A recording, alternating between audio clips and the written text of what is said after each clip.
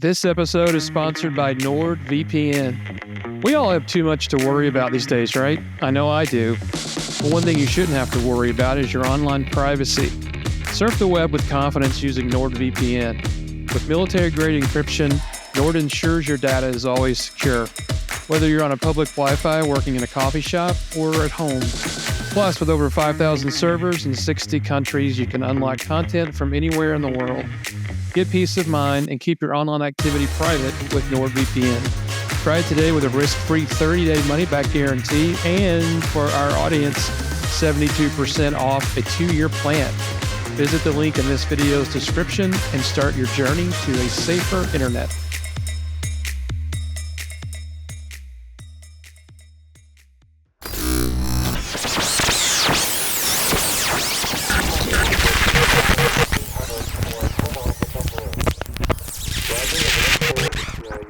From deep within Makash Films HQ and parts unknown, this is the Weekly Messenger. And are we rolling?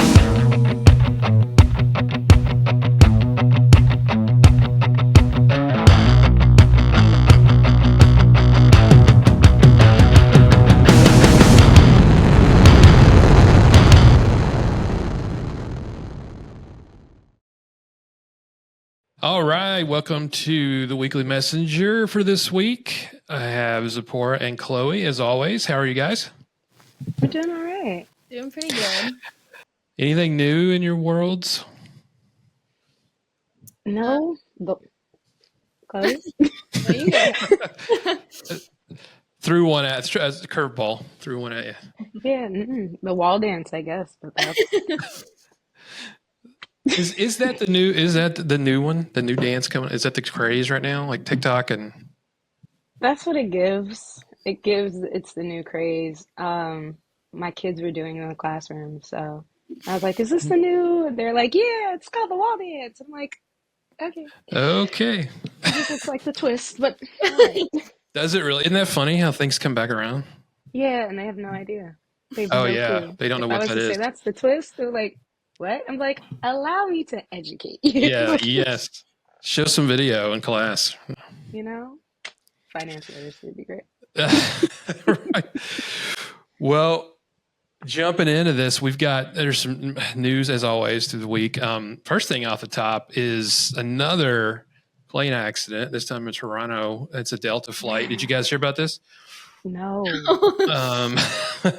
Pretty shocking. We have another one. It's flying from Minneapolis, crashed, overturned while landing at the airport. And I guess there's some indications that it was pretty snowy there. So I don't know if that's going to play into it or not, but I guess we won't know for a while. But awesome. Tape here. Can you guys see that? Mhm. Okay. So look at that. I mean, completely upside down. That's Crazy. I guess from what I'm hearing, the tail came off maybe, or a section came off and it completely turned upside down. Thank God everybody's accounted for, but there were some injuries. So I don't know. I mean, what do you guys think? I mean, are we hypersensitive to plane accidents right now, or is this more than normal? It has to be more than normal. I kind of want to like pull up a graph of reported plane accidents within the past 10 years. Yeah, that's a good idea. Yeah, I want to see some data on it. It feels like it's more than normal because Chloe mentioned last time, statistically, it's safer to fly in a plane than it is to ride in the car. You're more likely to get in an accident in a car. And so, like statistically, from what I know off the top of my head, I would assume I can deduce that it's more than normal, but I would really like to see some data on that. And I think we're also a lot more sensitive. What I am glad about is that these people, mostly everybody, was okay. Yeah. My question is, how the heck does a plane flip? I know. It must have slipped, I guess, on the runway. But to like on it, that's some crazy work. Can you imagine sitting on that plane and being upside down? You're just dangling. Not to make fun of it, but I just imagine like my limbs being in the air, like involuntarily. There's nothing Yeah. I can do about that. Um, I hope they're all wearing their seatbelts. My goodness. I mean, yeah, like Chloe said last time, air travel, you think about how many planes take off and land every day across the world. And then think about how many car crashes there are in comparison. I was trying to look up and see exactly, like in the last 10 years, I don't see anything. It's like a consistent graph, but I'm going to look into that. But I am sure, I agree with you. I think it can't be. I mean, where are we in February? And there's already, this is like what, the fourth or fifth that we've heard about? I don't know. I think it could be that you know they're reporting it like every time something happens, no matter what it is, we see it. But it's still, this one today wasn't just like, oh, a little problem happened. This was another major crash. You know? Yeah. Gosh, well, keep flying though. I mean, I think I'd still get on a plane. Would you guys hesitate to get on a plane right now, or do you think you just, if you're going to go, you're going to go? I think I still would, but I definitely am more nervous about it now than I used to be. Because again, like we've been saying, it usually is safer and you don't hear about this many, especially this close together. Yeah. Yeah, it's crazy. I mean, I don't know. Something's going on. But let's see. Moving right along out of that, another big story. Trump administration apparently accidentally fires around 50 nuclear safety workers as part of, I guess, the Elon plan, going through and looking at all the oversight, overspending.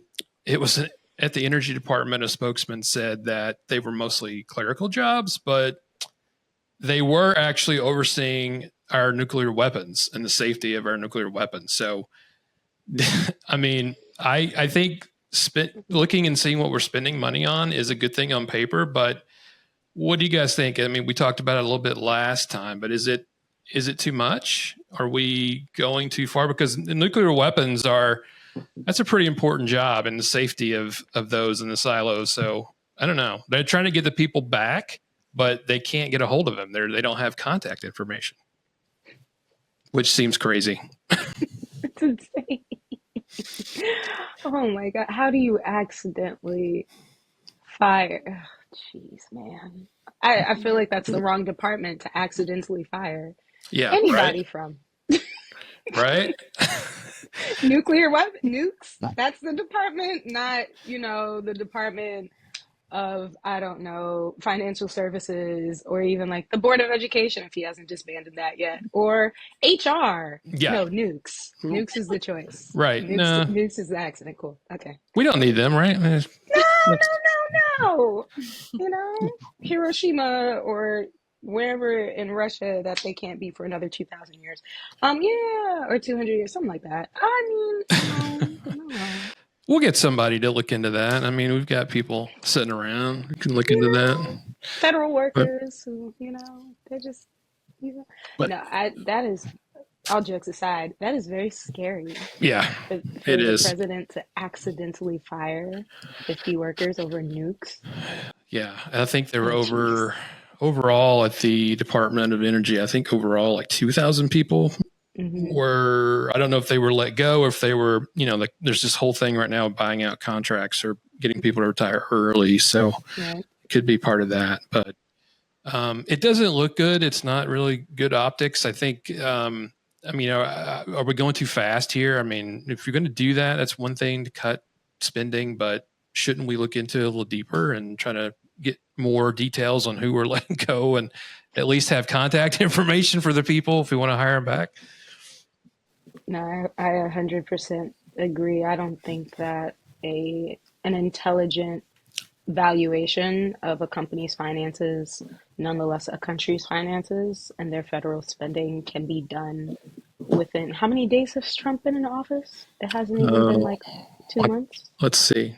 Yeah, it's January. I forgot the date he was sworn in, but yeah, we're looking at a month. Yeah, not even a month. So it hasn't even been a month, and you're pushing forward to do valuations and making rash decisions.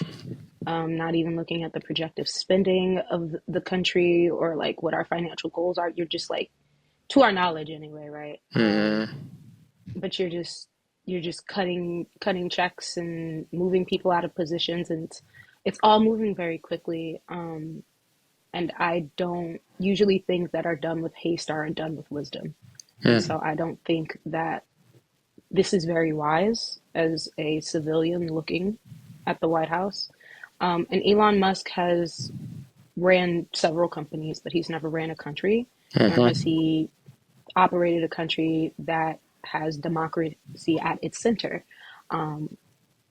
So I wonder, and I beg to say, how qualified is he really to do this? And how much investment or input, or no investment, I think is the right word, does Trump actually have in this? Is he just offloading this work on Elon and his team or whatever have you, and just letting him go in and whatever Elon says Trump does? I'm interested to understand that dynamic. I don't think I ever will, but because I'm not in proximity. But I think a lot of this is being done with haste, accidentally firing workers. That's not for nuclear. That handles like nuclear energy. That's not something you accidentally do. There have been other things that he's reneged on, him being president of the Kennedy Center, and like, how is that actually going to work when you're president of the United States of America? Like, what is that going to look like? Like, they're just things being done rashly and quickly. And as a person who is under his leadership, I'm very concerned for the operation of these entities and of our country. And yeah, it concerns me. It does. It certainly does concern me. What do you think, Chloe? Do you like the idea of looking into overspending, or do you think this is just completely out of left field? What do you think? Yeah, I think kind of like Sephora said, just the fact that everything's just been done in like such a haste and so quickly and stuff, it just seems really irresponsible to me, honestly. Obviously, I don't know all the details of it. That's not my field at all. But I don't know. It just seems really irresponsible and really hasty, and I don't really trust that. It makes me a little worried. Yeah. I mean, you guys remember when he came into Twitter and he cut so many people out of there, and it's, I mean, I think like you said, Sephora, it's different if you're running a company. You come into the country and you look, and I could imagine coming in there and trying to figure that out. As somebody that's coming in, yes, he's very business smart. He's a super smart guy. But is he taking some counsel with like the Department of Energy and the Pentagon, and like looking and seeing, okay, what do we really need? It just seems like in a month's time, it just seems like we're cutting a lot of things pretty quickly. Yeah. And I've watched a video or two on YouTube, but there was this one example that this business entrepreneur who speaks on like businesses and whatever, she told a story about Elon Musk, and he was on his private jet, and he was sitting with some of his engineers, and they were talking about a problem within Tesla. And he was like, how long is it going to take to solve this problem? And they're like, oh, it might take like 2 to 4 months or something of that nature. And he's like, turn the plane around. We're going to solve this. We're going to stay at the, center and solve this. Stay there until we solve it. It took them about 24 hours. And as a business approach, that's wonderful. But when you have a country that has sovereign states, and there are mechanisms and legislation and processes and programs that are put into place that are intricate and a bit more intricate, and the people rely on them. And there's so many nuances that are in play in our government. You cannot operate this as just a business. For a business, the largest expense are employees. That's just, it is what it is. And so typically CEOs or CFOs, their first thing is to cut costs, is to cut people, because they're the largest expense.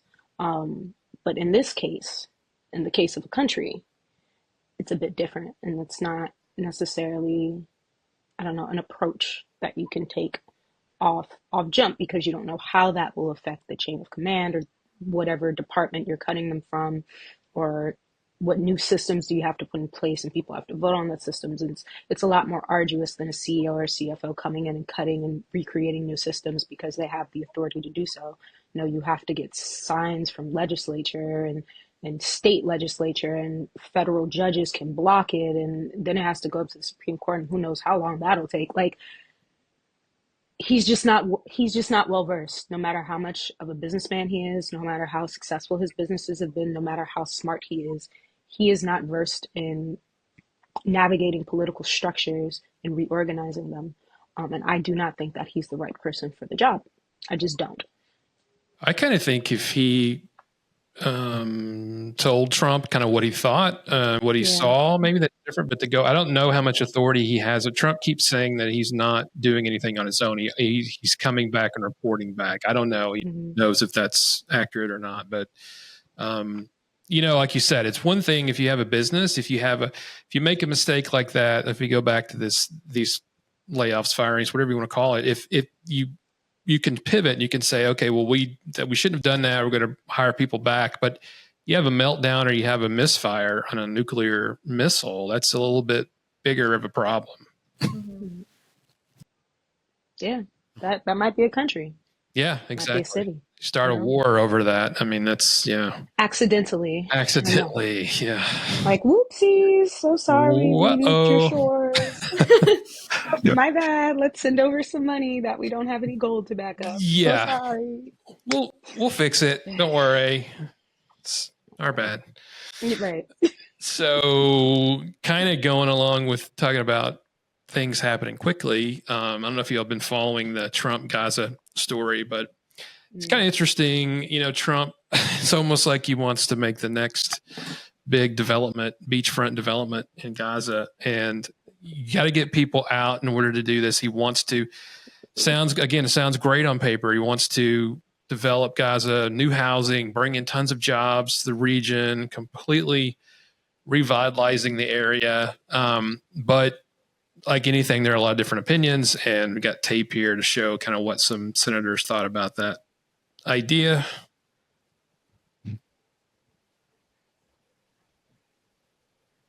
If I can, start that back. Yeah, Sorry I about think that. there's problematic. I think American troops being involved in that area seldom works that well. Oh, it's ridiculous. I mean, it's not who we are as a nation to be looking at displacing people from their land and taking it over. Is that now American foreign policy? It's no, and it's nonsense. Well, the president has certainly been thinking outside the box. Is there even a box in this case? Right. Senator, can we have a reaction to Donald Trump's proposal on Gaza? I already talked about a kink in the slinky. Do you even take his proposal seriously? You have to take them seriously. Look, I think ultimately what we want is what's best for the people of Gaza. We want them to have an opportunity where they can prosper and be safe. And so obviously we'll continue to engage in conversations about that and how you keep the people of Israel safe as well. But were you shocked by President Trump's announcement? We'll continue to be that now American foreign policy? To the entire area. We'll continue to be committed. A kink in the slinky. I love that one. Oh my So gosh. that's kind of a taste of what people on both sides of the aisle are saying. Egypt has come out now and said they have a plan for development and does not involve taking people out, moving them from the land. So I think they're gonna go head to head on this. I don't know what's gonna happen with this story, but do we need to be involved in this? Are we in that business? Do we need to stay out of it? What do you guys think? I don't think we should be involved in it personally. Yeah. Whenever I first read about it, it just seemed kind of out of the blue. Like whenever I first saw that headline, I was like just kind of confused and like, what in the world?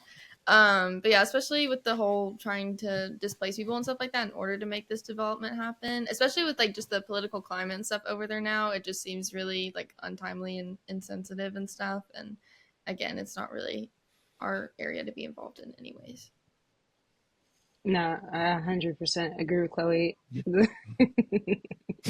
Kink in the slinky. Can I use that one? Oh, yes, no, please take that.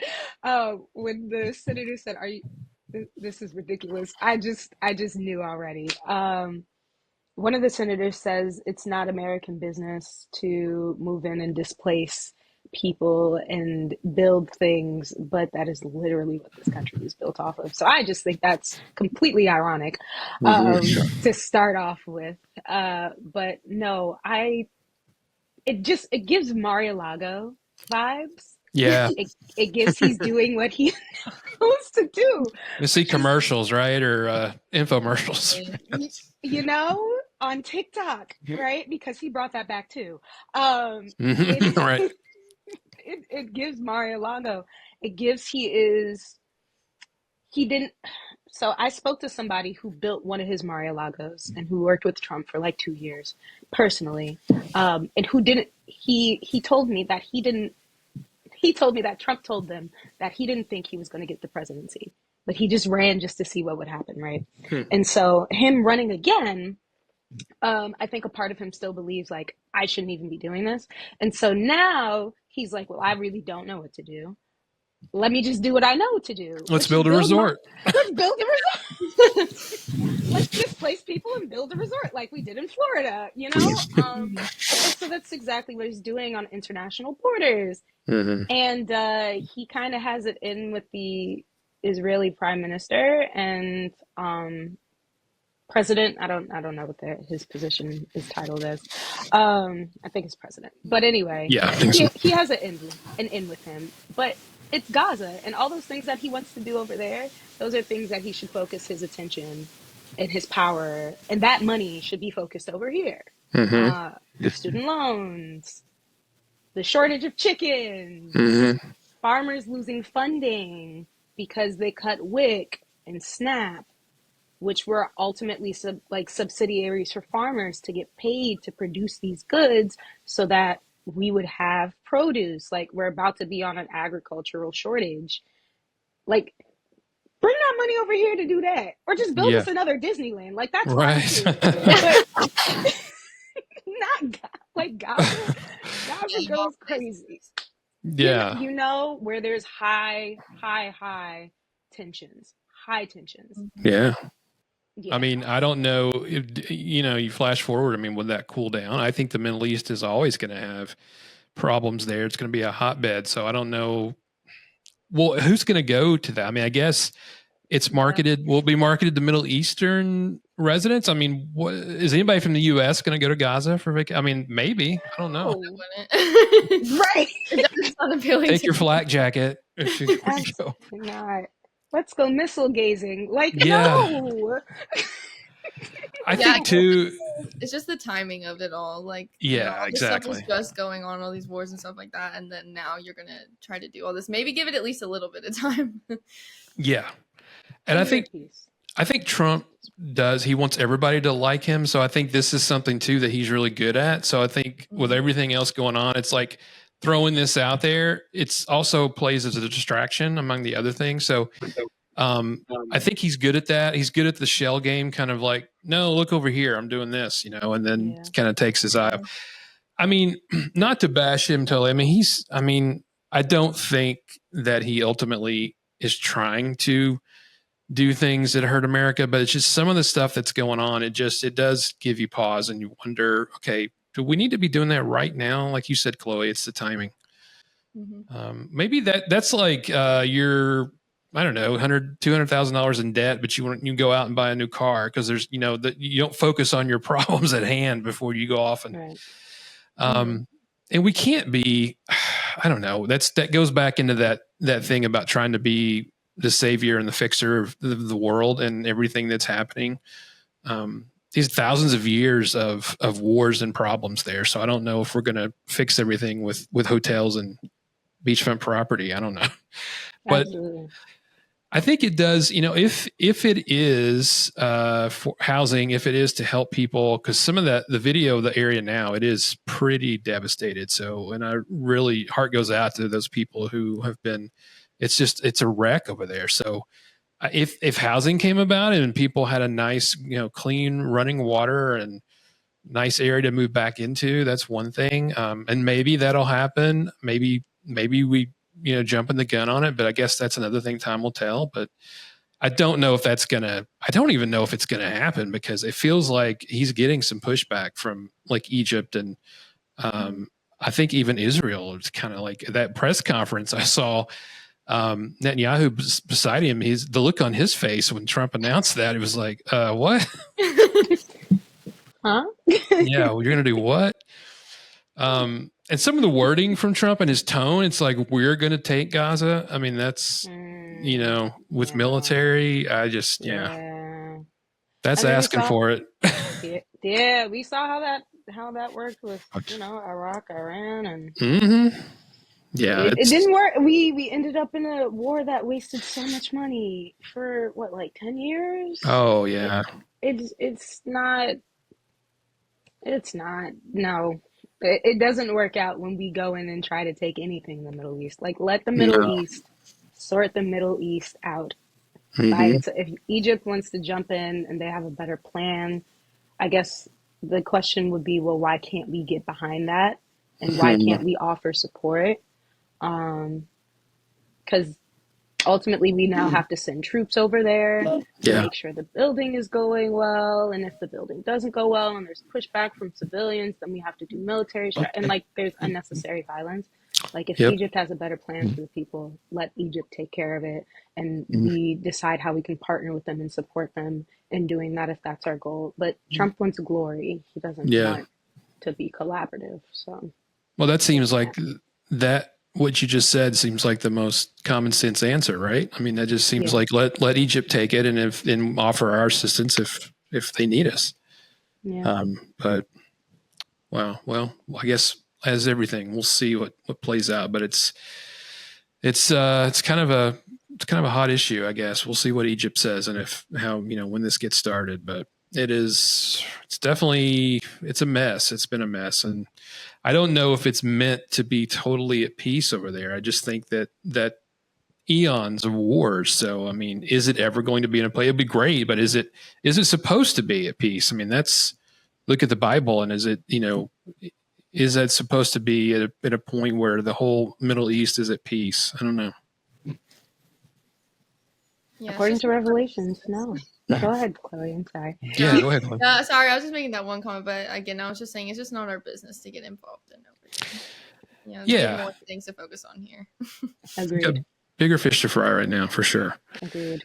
Moving right along to the online world. It's been announced recently that Meta announced that they're going to stop fact checking on posts. I know everybody remembers back in the day when a lot of people complained that they would post something and it would get taken down or blocked or whatever. But I want to hear what you guys think. But I'm a free speech guy all around. I think with the caveat that if you take full responsibility for what you say, what you post, I think you got to do that. If you're going to post something or say something, you're going to have accountability for the reaction of others. And I think it's like you got to do your homework. If you post something or someone posts something and you buy into that, I think. Now, I won't say that I got going too far on that, but I think you need to read and cross-reference your sources and figure out if that's correct or not. That's coming from my journalism background, but I just think that's kind of your call and your responsibility, maybe, to make sure that's true. But I don't know. Are we getting into trouble if we start censoring thoughts and ideas? I mean, what do you guys think? Where do you fall in this one? I'm not a big Twitter user, so I don't have like a super strong opinion on it. But personally, the few times I have gone on there, I honestly kind of like the fact-checking feature. Obviously, I'm usually pretty good about doing my own research and like knowing which sources to trust versus not. But I also know there are a lot of either older people or younger people on there who don't necessarily have that same knowledge of like what to trust versus not to. So I think having that little sentence at the bottom saying like this may be false or this has been verified or whatever can be nice for viewers like that who are just like casually scrolling. That's a good point. I agree with Chloe. I think there could be a happy medium for everything, but in this case, if there could be a happy medium with fact checking and still allowing there to be free speech, as opposed to like taking stuff down. I think when they started to take things down, it became an infringement on freedom of speech. Yeah. And I think that's where the issue lied. But I think when it was first introduced, it would be like the fact check bar, but it wouldn't Mm-hmm. get taken down. It would just be like, this is false due to da da da da da da, and they would state the research. I feel Yeah. like that was a good place to be, because like Chloe said, not everybody's going to know to go and do research outside of like Wikipedia. They're not gonna, they're not gonna go the extra mile to make sure or see if this is a reputable source or see what experts say. Like, they're not gonna do that. Sometimes they're just doom scrolling and they come across, an idiom, and they start Sure. spreading it and it becomes law and it's wrong. So yeah, I think some type of warning, like, hey, based off of such and such, this is such and such, but Mm-hmm. not taking it down so it doesn't infringe upon freedom of speech. Yeah, excellent points. I think I would be okay with that. Have a banner that says indications are that this is not 100% accurate, and then leave it up to you to kind of go. Just having that flag, I think, would be good. I worry, like, when we were in this super high sense of canceling people and ideas, and anytime you cancel, now, not hate and not ideas or things out there on social media that hurt people, but if you have multiple ideas over something, I think that's what we were kind of built on, to have different ideas. But I think that's good. It's always good to have several ideas and kind of discuss. But it's so hard to filter that out. I mean, filter the bad stuff out of that. I mean, if you've got hate and you've got people just being vile online, it's, sometimes it can be a real sewer, Mm-hmm. social media can. So it's really hard I don't know if they will ever be able to police that overall, and should they? Do you guys think there should be, like I've always said, why does the FCC not monitor and regulate the social media networks? Because it's communication, right? So, I mean, should we have regulation over social media? I feel like that's tricky, because if they don't, I just realized my cat's been sleeping behind me this whole time. Uh, I heard him snore and I was like, oh shoot, you're there. I do that to a Sorry. lot of people. I put them to sleep. No, he can't even hear you. He's just, hello, Tank. Anyway, I think that's tricky because they're going to find an outlet. And I would rather their outlet be on Twitter or Facebook than be in real life. Yeah. And social groups, and at the bottom of somebody's basement meeting and chanting and shaving their head. I would much rather you be in your basement by yourself behind a computer and doing that. I think that's my concern if we start like censoring and placing, guidance and restrictions around interactions. Is it damaging? Yes. Very damaging. It can be very damaging. And what my question would then be, what is the next outlet for those people? Where are they going to go? If they can't go to social media to express themselves or do whatever, if they can't do it in a subreddit or a Discord, where are they going to go? And that's what scares me, is if we take their outlet away, are we going to see that pour out into real life? So yeah, that would be my concern and my question. Interesting. I mean, so you're basically saying that it may be good for someone to take it out online, that it would go up and be violent toward others out in real life in public. Yeah. Chloe, what do you think? Do we need any kind of censorship, or should this be total free speech with some of those cautions that, of the fact check? Mm-hmm. Yeah, like Zipporah said, it's just a really tricky situation because, I don't know, there's just such a fine line between those things. And also, like, a lot of social media networks now have their own, like, personal regulations and, like, guidelines and stuff, but those are still subjective. You can still find hateful things that stay up, but then also some random person's post that they didn't necessarily mean in a bad way could get taken down just because things are misconstrued online. So it'd be kind of hard to, like, apply those anyways to posts and things like that. But yeah, it's just a tricky thing with the free speech versus hurting other people. And then Zipporah did make a good point about, well, then what other outlet do those people have? Because that could also cause a lot of issues. If they feel like they're being like suppressed or whatever, then that might just like encourage them more. Is it also, I guess, talking more about the trolls and the bullies and just having the people who are seeing this hate, or if it's directed toward you, helping especially the younger generation to actually just, I don't know, not saying deal with it, but like kind of just know that they're keyboard warriors and they're out there and they're evil people out there. Should we kind of teach our kids a little bit more on how to handle that, knowing that that's going to happen out in the world, and make sure they're okay mentally and emotionally?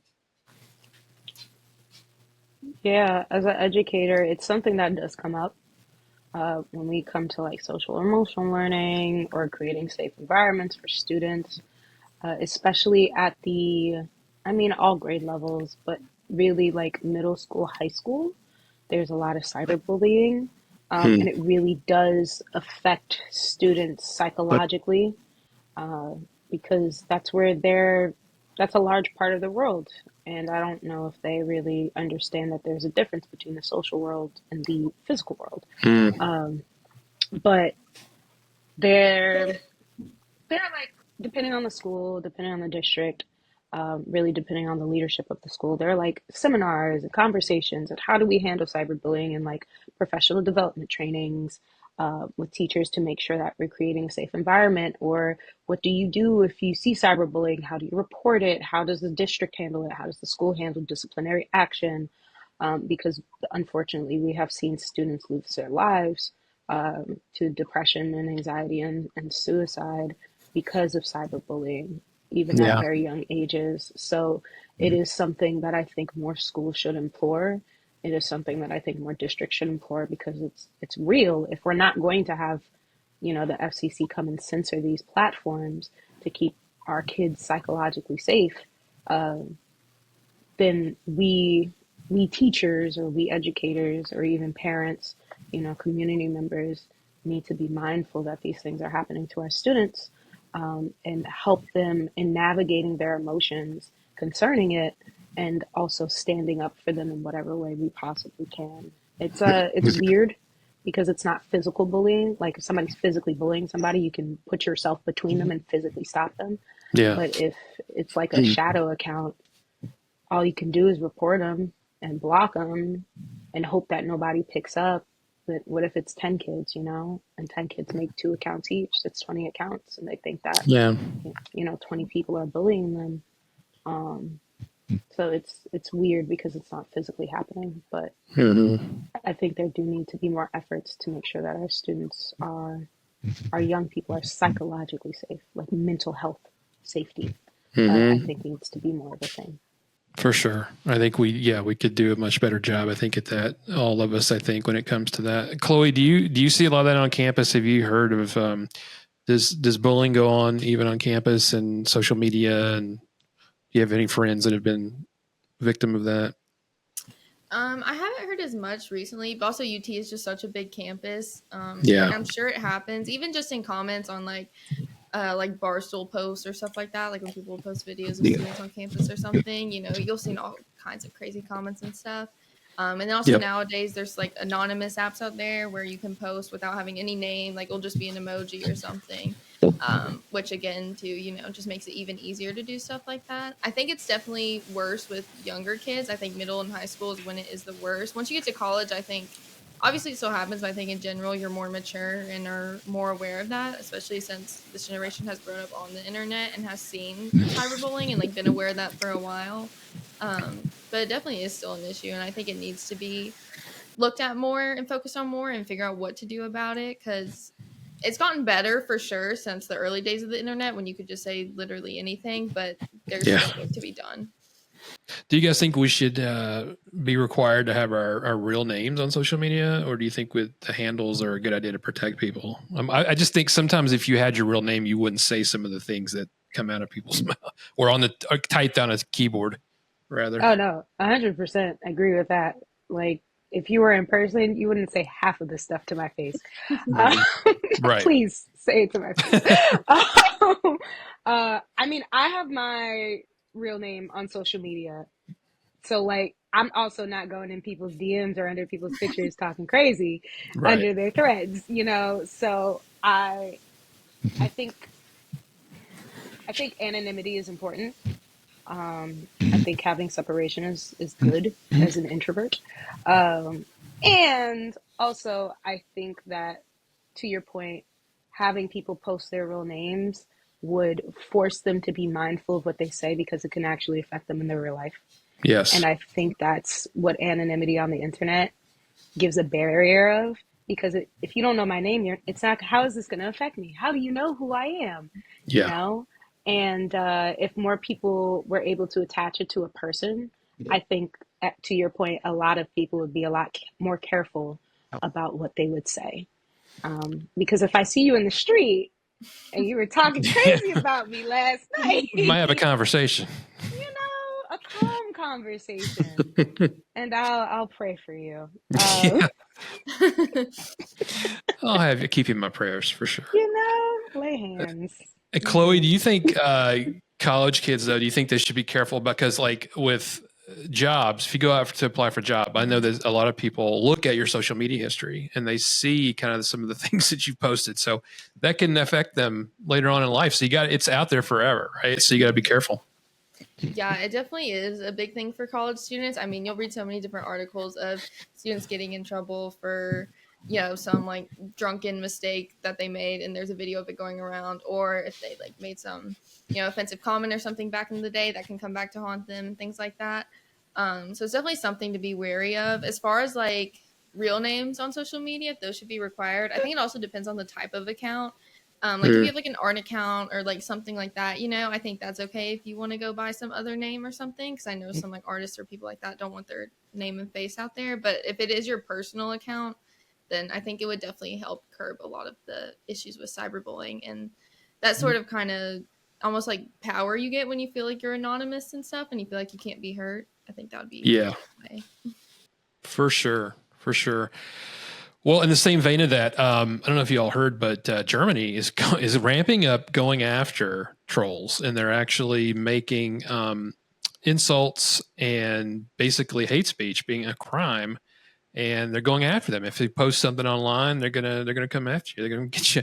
And I think it's so interesting that Germany's doing this based on our world history and what happened to the Jews and all of that happened. I don't think Germany's not playing around, and they're coming after you for hate. So I just think it's really ironic and interesting. I mean, bravo to them. But I just wanted to hear what you guys thought about that. I mean, do you think that we should do that? Go ahead, Chloe. Kind of like what you were saying earlier again, it's just such a fine line because like it's like, what do you technically consider hate speech? Because like I said, I've seen like some comments from like my friends or something that they made that was just like an innocent joke or something online get taken down, whereas I'll see like actual like racist remarks with like slurs still be up online, you know? So it's just such a subjective thing. And like I think it's good in theory. I think that there should be more guidelines and stuff like that, but it's just how to actually apply them and like what are those specific guidelines, I think need to be better explained or need to be like more agreed upon, if that makes sense. Yeah, 100% agree. Germany, shout out to Germany. I think they have like a lifetime of retribution because of World War II, and so they take that so very seriously. Oh yeah. And I love that for them. I really do. I wish America was more like that, but I digress. Anyway, back to freedom of speech. I think if you even deny the Holocaust there, you can get arrested. They don't mess around. So yeah, I think it's beautiful that they're going even more forward to make sure that their online presence is not agreeable, but welcoming, to safe. human beings. Safer. Yeah. There we go. That's the word. But yeah, no, safe. But to Chloe's point, how does that look? Like, what does the actual execution look like? So that I'm curious to see what they do to put that in place. I can just imagine though, like, I feel like most of German language is very aggressive, so I can only imagine what like German insults sound like. And so I'm just curious. No, it's true. It's true. And I wonder, what are the parameters there? Because what is hate speech for one? I mean, some of it's blatant, right? I mean, it's just obviously hate speech, but something like, I don't like chocolate ice cream, and you write a whole paragraph on why you hate chocolate ice cream. Are they going to come out because it's hate speech toward ice cream? I mean, That's crazy. But I mean, what are going to be the boundaries? Because it could be, it's very fluid, I think. And there's no like tone on the internet either. You know, if someone's being sarcastic or something, you can never tell. So there's really no way to be able to tell if someone is genuinely making a hurtful comment or if they're just like joking around with one of their friends or something. Yeah, that's true. I guess that's why we have emojis, right? LOL after. Just kidding, right? LOL. I think go ahead, Jason. No, I'm sorry. I didn't mean to jump on you. Does that fix anything? LOL at the end of a I mean, like technically, yeah, it's read as like a warm cue. But go ahead and say what you're about to say, because what I was going to say was probably going to be ridiculous anyway. Go ahead. No, I don't even know what I was. I think that's what I was just going to throw that out there. The LOL comment. Yeah. It would be helpful if they had like a graph, not a graph, but like a spreadsheet of emojis and their connotations. Like this emoji means this, this emoji means this, and like rank them from acceptable to the depths of hell. And just like a grid, just so you can measure like what can I use? What can I get away with here? Right. Before the Germans kick down my door and drag me to the Can you imagine? That's scary, isn't it? I mean, that's because they don't mess around. So it's wow. Well, last thing. Yeah. What'd you say, Chloe? I said that's intense. Oh, it is very intense for sure. Well, the last thing I've got for this, for the stories, is that the DEI offices continue to close across the country in many businesses. I mean, even Disney, and they're a pretty liberal company. I mean, they're closing down these offices. Does this hurt us, or are we getting back to hiring strictly for merit? How do you see this? Is it good to have these offices, or is it too harsh or reaching out too far? I mean, I'm biased because I have not a lot, but I have enough intersectionalities. I have ADHD, so that's a disability. I'm a Black woman, so that's about 3 intersectionalities right there. And so, I've seen I've seen diversity, equity, and inclusion benefit company cultures. Being in a company culture and sitting in DE&I workshops as the diversity, equity, and inclusion, watching people who voluntarily chose to come to understand was comforting and welcoming for me, being in a corporate America, corporate finance environment. Because that environment is historically hostile to people like me. And so I remember being hired prior to the boom of DE&I, which was, the pandemic. And I don't know if it was always hiring for merit, and I can speak from a corporate lens specifically. I don't know, to be honest. There were a lot of my peers who were not as intelligent, their resumes were not as beefed up, so to speak. And if you hear singing, that's my cat's feeder. It's food time. But yeah, they weren't as qualified. Let me just say it straight out. They weren't as qualified as me or my other peers who were women, or my other peers who were of other ethnicities and from other cultures and from other countries, or who had a disability of some sort. And I'm talking about cis white males here in corporate America. They were not as qualified, and they were looked over for opportunities, or it was a surprise when I opened my mouth next to my cis white male peers, and I spoke more eloquently than they did, or my peers who were women did as well. And I'm curious, like I'm trying to figure out who they're trying to affect with stripping away DE&I, because statistically, white women have benefited the most from DE&I initiatives. Really? And statistically. And so it hasn't been African Americans or Native Americans or Latin Americans or Asian Pacific Islanders. Like, it hasn't been. It's been white women.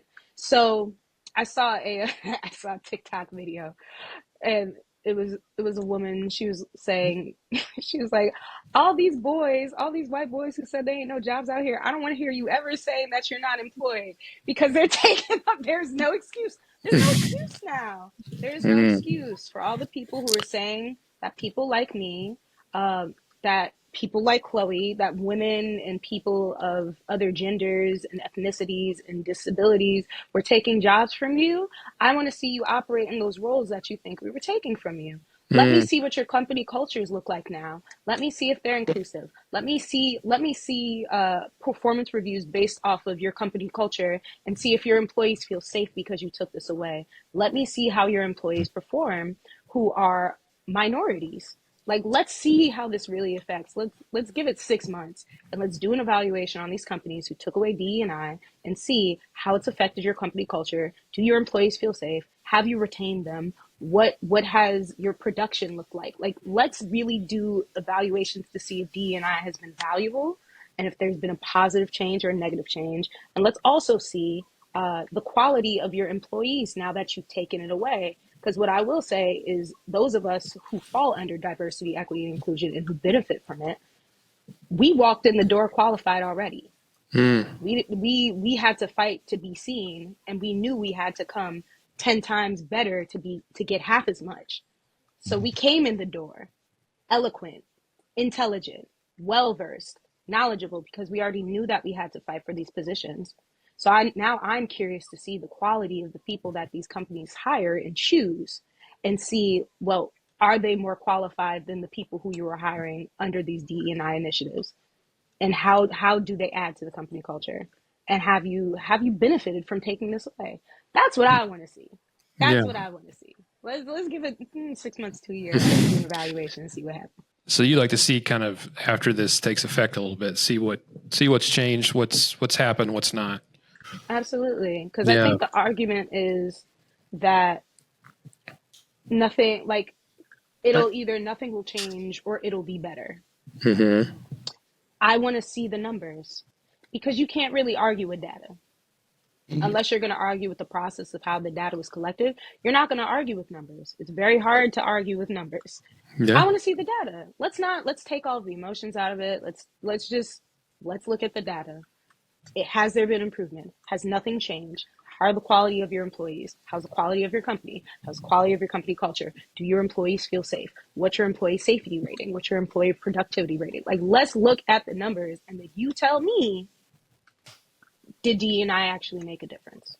And I honestly think, from experience, I believe that it will make a difference, because a company with diversity has diversity of thought, diversity of planning, and when it comes to innovation, you need diversity, because it brings in new and different ideas, which amalgamates to make these new and innovative ideas. But if you have one monolithic way of thinking, there's nothing that's insanity. There's nothing that comes from one way of thinking. There's nothing new that comes from that. You need an introduction of new things and new environments and new experiences to come up with innovation, to come up with something new. But if you strip that away and you have everybody who comes from the same college, comes from the same background, comes from the same whatever, your company's not going to survive, point blank, period. So yeah, I'm really sorry. I'm off my soapbox. No, that's really awesome. Curious to see the data.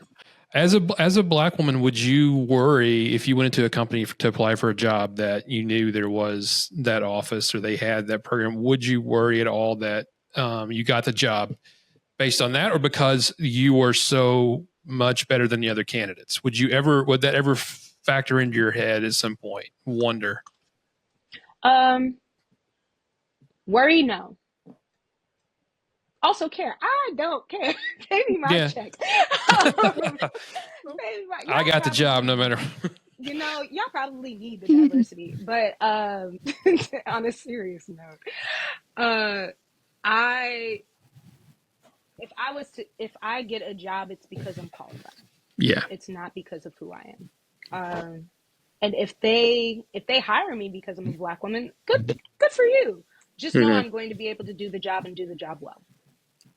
So for me, I'm not coming to the table And I think this is the miseducation with DE&I, that minorities come to the table with their ethnicity or their diversity first. And typically, we do not. We come to the table with our credentials and our resumes first. And then on the back end, we also happen to be Black or a woman or, you know, neurodiverse or whatever have you. Or gay or, you know, LGBTQI plus. Like, we also happen to be that. But we know that we know that there's a boundary for us and a barrier. So we have to step correct. We have to be twice as good to get half as much. We know this, especially African Americans and African American women off the bat. We have to work twice as hard. This has just been our way in this country. And so the people, Jasmine Crockett, Senator Jasmine Crockett of Texas, she made a point on live television. She was like, I don't care about D&I, and I'm tired of these white men's tears. We have to be twice as good to get half as much, and we know this. And so I'm more qualified than any of my peers. She started naming names, and she's like, I knew that I had to be more qualified to even be considered for this position of being a senator. Like, she knows, and that's just kind of a way we operate for most African Americans. And most people of color, and even white women, like, women didn't get the right to vote first, you know, they weren't included, and then Black people were after that. So like, there's a history in this country of disenfranchisement for anybody who is not a straight white man. And so we know that we have to work hard in order to get what has been given to straight white men just because they came out of their mother. Like, we have to work for the same amount of rights as they get because they breathe. And so, yeah, I'm not worried that a company has hired me because I'm Black, unless it's culturally relevant to the company that I'm working at. Like the kids that I work with, I'm from Harlem. So like, and the school is in Harlem. So it makes sense to hire me because I can relate better to the students. But yeah, I'm not, unless it's culturally relevant to the company, I'm not worried about that. Yeah, the question is, can I do the work? And you know who you are, and you know what you bring to the Right. table. So that's all that matters. So, Chloe, I'll ask you. You know, we talk about why is this happening. Do you think at all this is happening from, like, you know, seeing which way the wind is blowing, and they're doing this because they know that Trump's in office, and you know, is that going to get them in more favor with that? Do you think that plays into it at all? Like the political tones are changing a little bit. For sure, yeah. Obviously, I don't have that much experience with like DEI initiatives because A, I'm a straight white woman, and B, I'm also still in school, so like I haven't really been in corporate America and stuff. You know, I've only had you know, little like part-time jobs and internships and stuff.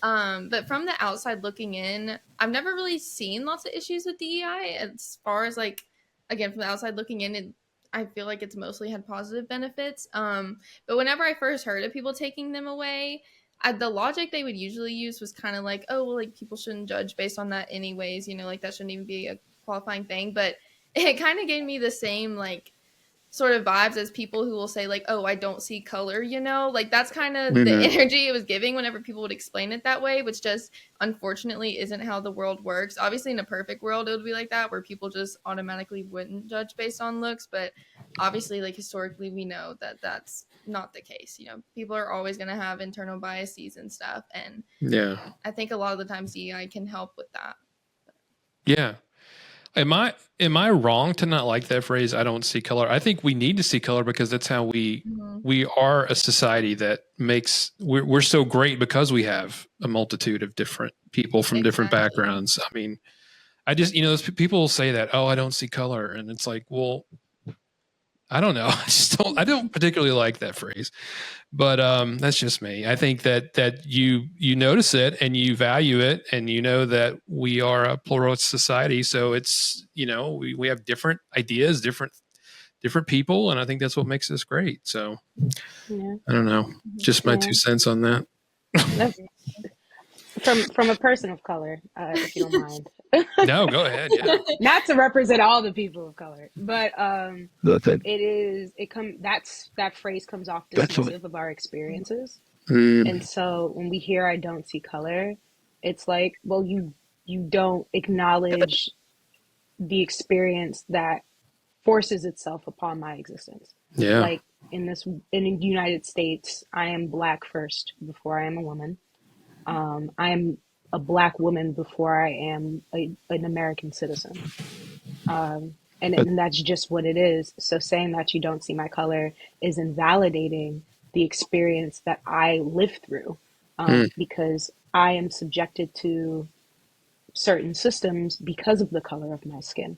And there are very few environments where that is not the case. And so that phrase is just wild and validating. So thank you for not liking it. We love that. No, yeah, absolutely. No, I've always thought that, it's like, and like you said, that's, you put it much more eloquently than I could, but it's exactly, you're dismissing slavery, you're dismissing everything that has happened. It's kind of like, oh, we're all the same. Doesn't matter. Yeah.